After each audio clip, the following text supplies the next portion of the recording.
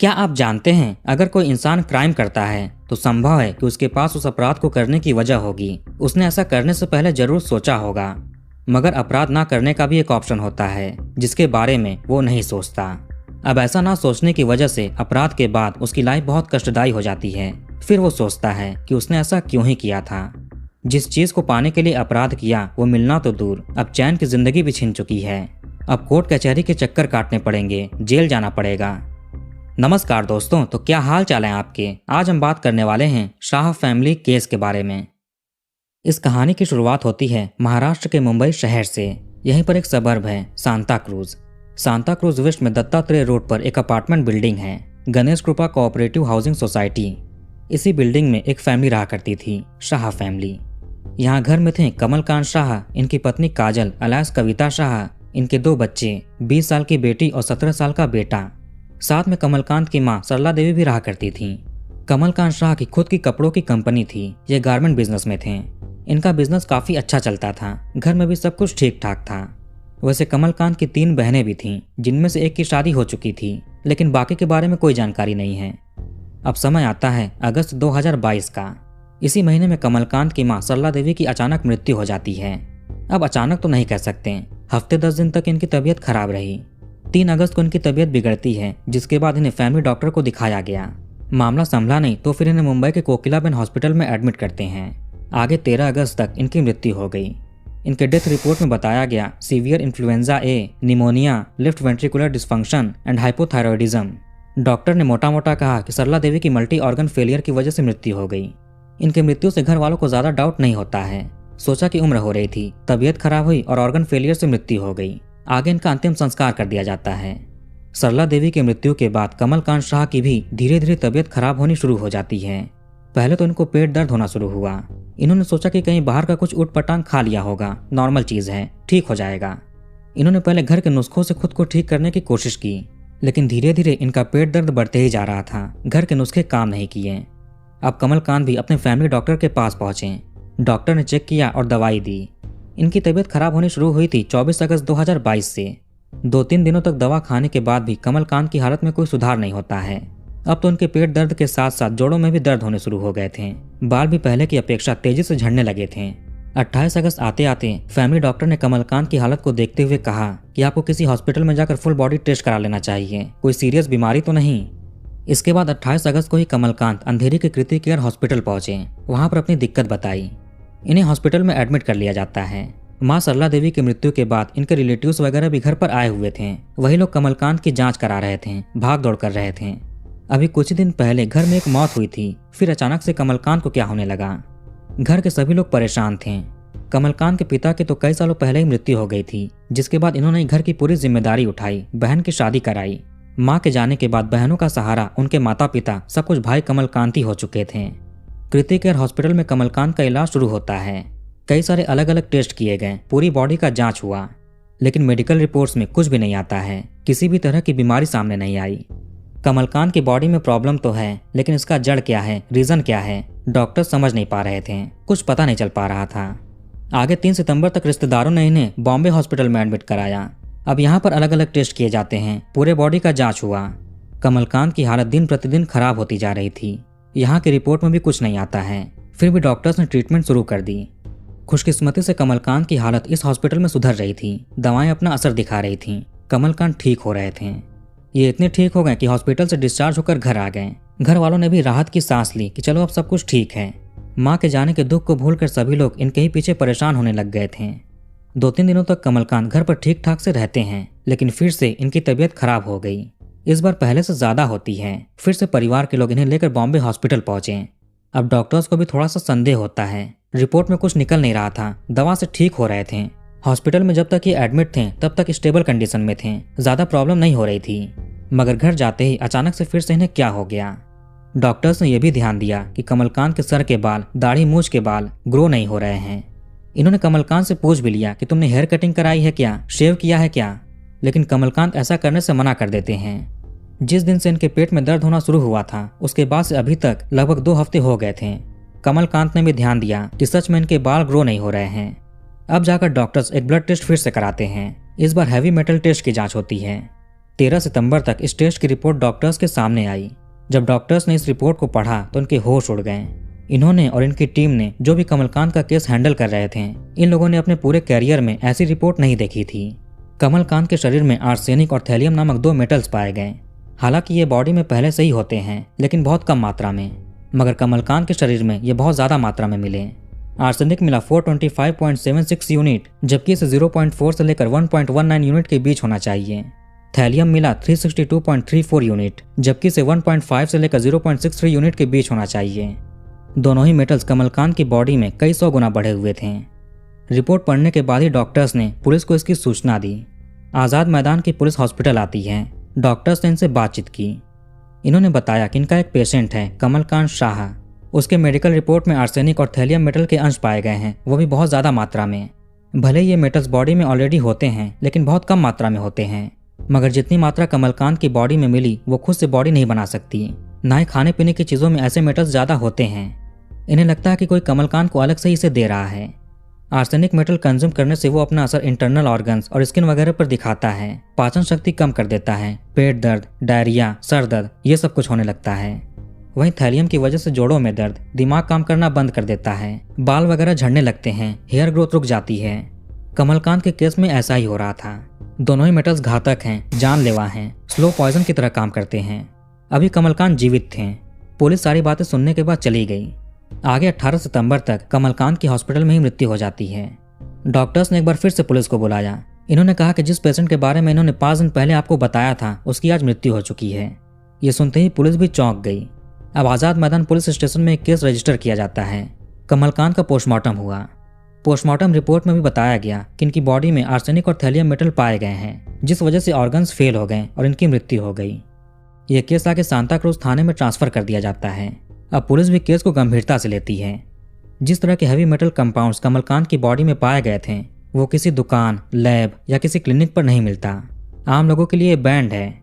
इसे बस कंपनी ही आपस में खरीद बेच कर सकती है। उसके लिए भी प्रॉपर परमिशन चाहिए होती है, लीगल पेपर्स बनवाने पड़ते हैं कि ये कंपनी है, ये प्रोडक्ट है, इसके लिए मेटल की ज़रूरत है, इतना अमाउंट चाहिए। सारी वेरिफिकेशन करने के बाद ही ये मेटल्स बेचे जाते हैं, खरीदे जाते हैं। फिर ये किसी को कैसे मिल सकता है और वो इसका यूज़ कत्ल में करे। डॉक्टर्स और पुलिस ने कमलकांत के परिजनों से आग्रह किया कि आप लोग भी अपना हैवी मेटल टेस्ट कराकर देख लीजिए, शायद कोई आपके परिवार को टारगेट कर रहा हो। पुलिस ने घर पर आकर सबसे पूछताछ शुरू कर दी। इसी बीच पूछताछ के दौरान कमलकांत की बहनों से पुलिस को एक चौंकाने वाली चीज़ पता चलती है। इन्होंने बताया कि पिछले महीने 13 अगस्त को इनकी मां सरला देवी की भी मौत हो गई थी। उनकी भी भाई के जैसे ही तबीयत खराब हुई थी। पेट दर्द, जोड़ों में दर्द, सोचना समझना बंद हो गया, वॉमिटिंग, ऐसे सिम्टम्स दिखने लगे थे। 10 दिनों के अंदर उनकी भी तबीयत खराब हुई और मृत्यु हो गई थी। ऐसे पुलिस ने सोचा कि कहीं उनका भी तो कत्ल नहीं हुआ है, किसी ने यही मेटल्स उनको भी तो नहीं दिए थे। इन मेटल कंपाउंड्स का कोई भी स्वाद या गंध नहीं होता है। अगर कोई पानी में भी मिलाकर दे दे तो कोई बता नहीं पाएगा, कोई पहचान नहीं सकता कि पानी में कुछ मिलाया गया है। ये आसानी से घुल जाते हैं। जैसे सिम्टम्स भाई के अंदर दिख रहे थे, वही माँ के अंदर भी थे। इसका मतलब है कि उनका भी स्लो पॉइजन देकर कत्ल किया गया है। यह मामला काफी पेचीदा था, जिस वजह से सांता क्रूज पुलिस से यह केस लेकर क्राइम ब्रांच यूनिट 9 को सौंप दिया गया। अब क्राइम ब्रांच ने मेडिकल रिपोर्ट्स, घर वालों के स्टेटमेंट, सब कुछ अपने पास लिए और अपने तरीके से इन्वेस्टिगेशन शुरू कर दी। सबसे पहले इन्होंने कमलकांत की फैमिली हिस्ट्री और बैकग्राउंड खंगाला कि ये कौन है, क्या करते हैं, इनके लाइफ में ऐसी कौन कौन सी घटनाएं हुई थी जो शायद उनके मृत्यु का सुराग दे दें, वजह वही हो। जब कमलकांत केवल 10 साल के थे तब इनके पिताजी की मृत्यु हो गई थी। उस वक्त इनकी बहनें बहुत छोटी थीं। भाई ने उनकी जिम्मेदारी उठाई, उनको पढ़ाया लिखाया, खुद भी पढ़ाई करते हैं, काम करते हैं। खुद की मेहनत से ये मुंबई में इतने बड़े कपड़ों के कारोबारी बने। 2002 में इनकी शादी काजल उर्फ कविता शाह से होती है। कमलकांत की एक बहन का नाम भी कविता था, जिसकी शादी हो चुकी थी। काजल के पिता गुजरात के सूरत के एक जाने माने इंडस्ट्रियलिस्ट थे। मतलब दोनों ही परिवार करोड़पति घराने से थे। आगे इनके 2 बच्चे भी हुए। वारदात वाले दिन के हिसाब से इनकी बेटी 20 साल की थी और बेटा 17 साल का था। बेटे का किसी न्यूज़ रिपोर्ट में जिक्र नहीं है। हो सकता है कि वो किसी बोर्डिंग स्कूल में पढ़ाई कर रहा हो। घर पर यह नहीं था, लेकिन बेटी घर पर ही रहती थी। पुलिस ने कमलकांत की कंपनी में उनके स्टाफ से बात की, दोस्तों से बात की, जो करीबी रिश्तेदार थे उनसे पूछताछ की। बहनों ने बताया कि इनके भाई करीब 2 सालों से अपनी पत्नी को लेकर दुखी थे।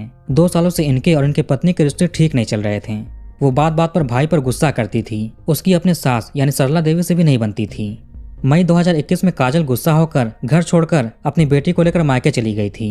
करीब 4-5 महीने तक वो मायके में ही रहती है। उसके बाद ये अक्टूबर 2021 में वापस मुंबई आ गई, मगर ये घर पर ना जाकर विले पार्क नामक इलाके में किराए का कमरा लेकर वहीं बेटी के साथ रहती है।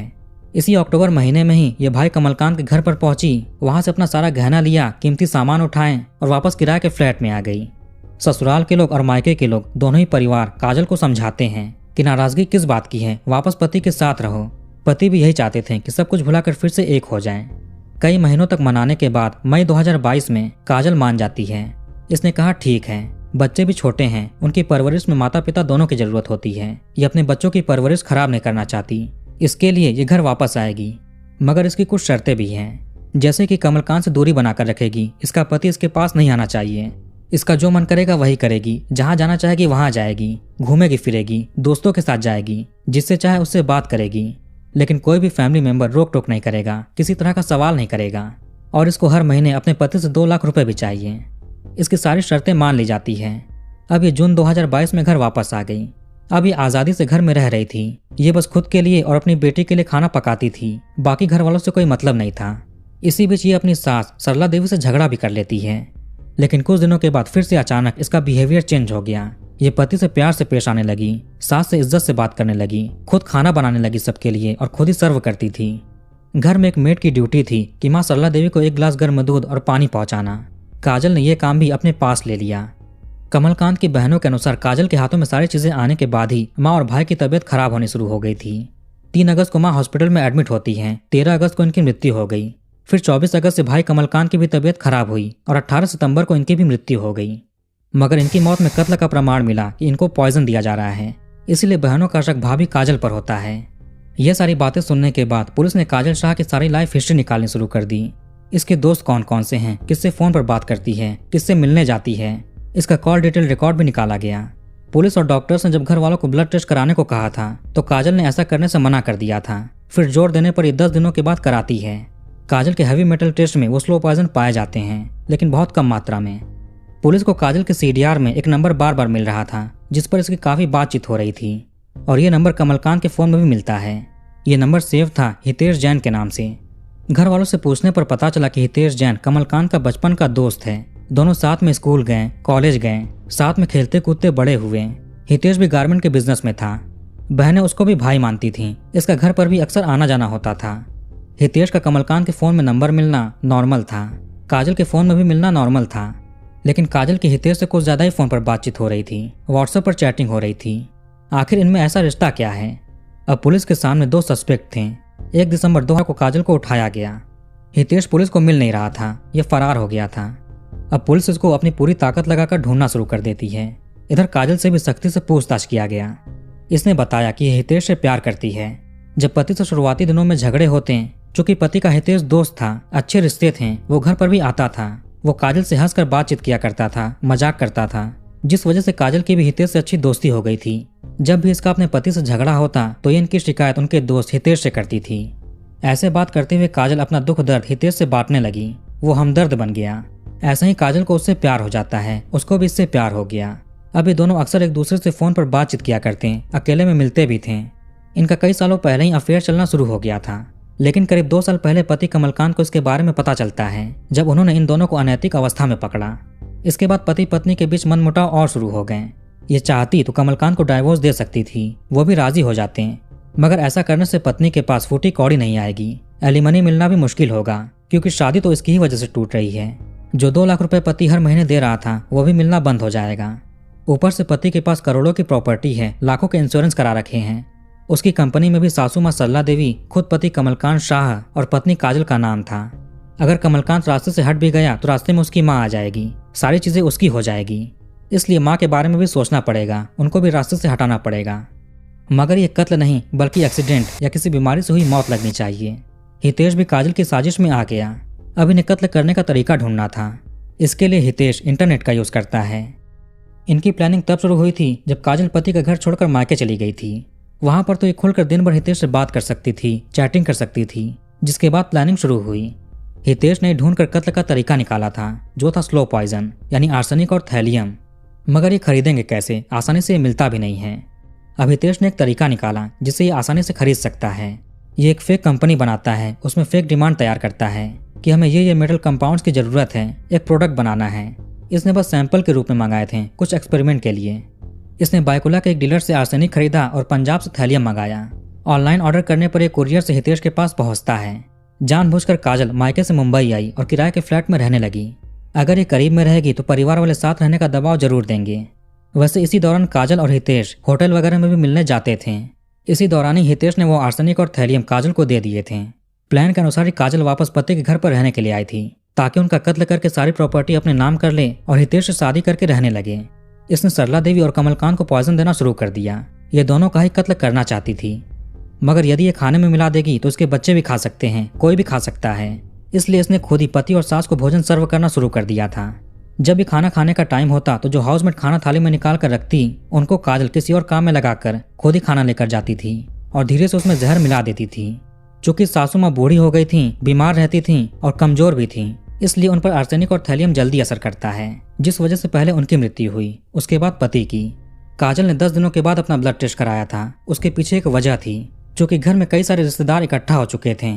काजल के लिए था कि ये भी कुछ कंज्यूम कर ले ताकि किसी को इस पर शक ना जाए, लेकिन इसको मौका मिल नहीं पा रहा था, इसलिए पहले मना कर रही थी और फिर कंज्यूम करने के बाद ये टेस्ट कराती है।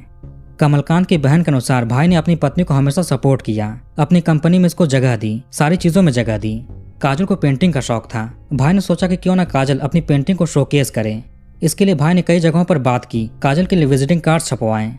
जब इन्होंने काजल को सरप्राइज दिया तो उसने सारे कार्ड्स भाई के मुंह पर फेंक दिए थे। माँ और भाई के जाने के बाद कंपनी पर पूरा अधिकार इसका ही हो जाता। प्रॉपर्टी, इंश्योरेंस, हर जगह पर इसका ही नाम था। पुलिस 1 दिसंबर को हितेश को अरेस्ट कर लेती है। ये नासिक हाईवे पर था। इसने पुलिस को एक झूठी कहानी सुनाई, कहा कि कुछ किडनैपर्स ने इसको किडनैप कर लिया था और मारपीट कर यहाँ पर फेंक दिया। हितेश ने अपना फोन भी नासिक हाईवे पर फेंक दिया था ताकि सबूत मिटा दे।